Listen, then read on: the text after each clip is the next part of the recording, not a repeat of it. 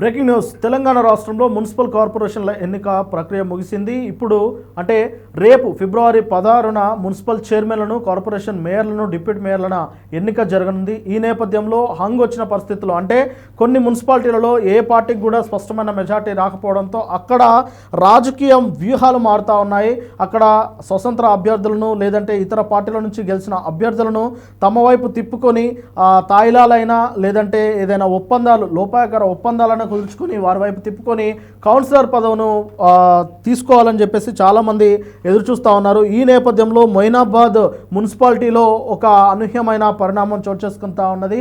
ముఖ్యంగా తమ వైపు అంటే కాంగ్రెస్ పార్టీ అభ్యర్థి అక్కడ చైర్మన్గా ఉండాలని నిర్ణయం తీసుకున్నారు. మరి ఆయన ఒక్కొక్కరికి దాదాపు 2 కోట్ల రూపాయల నగదు పంచడానికి కూడా ఆయన సిద్ధపడ్డారు. అంటే ఇక ఎంత రసవత్తరంగా మారుతుందో మనం చూసుకోవచ్చు. ఎన్నికల్లో ఓటర్లకు డబ్బులు ఇవ్వడం నేడు సాధారణ విషయం అయిపోయింది.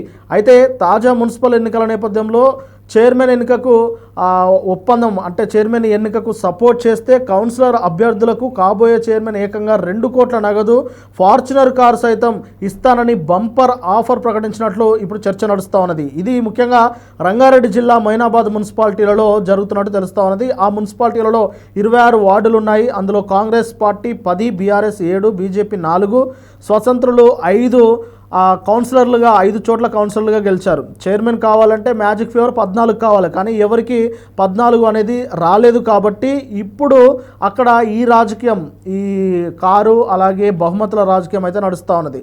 అయితే ఒక స్వతంత్ర అభ్యర్థితో నగర శివార్లోని రిసార్ట్లో చర్చలు కూడా జరుపుతున్నట్లు మనకు సమాచారం అందుతూ ఉన్నది. చేవెళ్ల మాజీ ఎంపీ రంజిత్ రెడ్డి నేతృత్వంలో మొయినాబాద్ చైర్మన్ ఎన్నిక కోసం గెలిపొందిన అభ్యర్థులతో ప్రత్యేక సమావేశం నిర్వహించి వివరాలు తీసుకుంటున్నట్టు తెలుస్తూ ఉన్నది. అయితే అంతకుముందే బీజేపీ 3 అభ్యర్థులతో లోపాయకార ఒప్పందం జరుపుకొని ఒక్కొక్కరికి 2 కోట్ల నగదు, ఫార్చునర్ కారు ఇస్తామని కాంగ్రెస్ ఒప్పందం చేసుకుందట.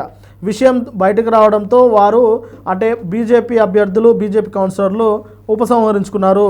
దీంతో ఇప్పుడు మరొకసారి కాంగ్రెస్ రాజకీయం నడిపిస్తూ ఉన్నది. బీజేపీ అభ్యర్థులు ప్లేటు ఫిరాయించడంతో కాంగ్రెస్ పార్టీ బీఆర్ఎస్ అభ్యర్థులపై దృష్టి పెట్టినట్టు తెలుస్తూ ఉన్నది. మొత్తంగా మొయినాబాద్ మున్సిపల్ చైర్మన్ పదవి కోసం కాంగ్రెస్ అధిష్టానం స్వతంత్ర అభ్యర్థుల మద్దతు కోసం విశ్వ ప్రయత్నాలు చేస్తున్నట్టు తెలుస్తున్నది. 2 బీజేపీ రెబల్స్, 2 కాంగ్రెస్ రెబల్స్ మద్దతు ఇస్తున్నట్లు సమాచారం అందుతూ ఉన్నది. అందులో Congress, BJP rebels deputy chairman ఇస్తేనే మద్దతు ఇస్తామని కండిషన్లు పెట్టినట్లు కూడా తెలుస్తూ ఉన్నది. ఇప్పటికే ఒక బీజేపీ రెబల్ కాంగ్రెస్ పూర్తిగా మద్దతు ఇస్తున్నట్టు తెలిపింది.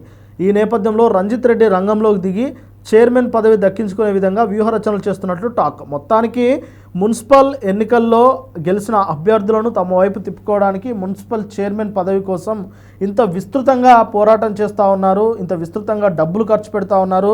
ఫార్చునర్ కారు, 2 కోట్ల నగదు అంటే ఇది మామూలు విషయం కాదు. మరి మొయినాబాద్ మున్సిపాలిటీ కూడా, ఎందుకంటే అక్కడ చాలా వరకు బిజినెస్, రియల్ ఎస్టేట్ రంగం చాలా అభివృద్ధి చెందింది కాబట్టి అక్కడ ఎంత ఖర్చు పెట్టినా తిరిగి రాబట్టుకోవచ్చు అన్న ధైర్యంతో వీరు ఇంత ఖర్చు పెడుతున్నారని చెప్పేసి అయితే మనకు విశ్లేషకులు అయితే భావిస్తూ ఉన్నారు, చెప్తా ఉన్నారు.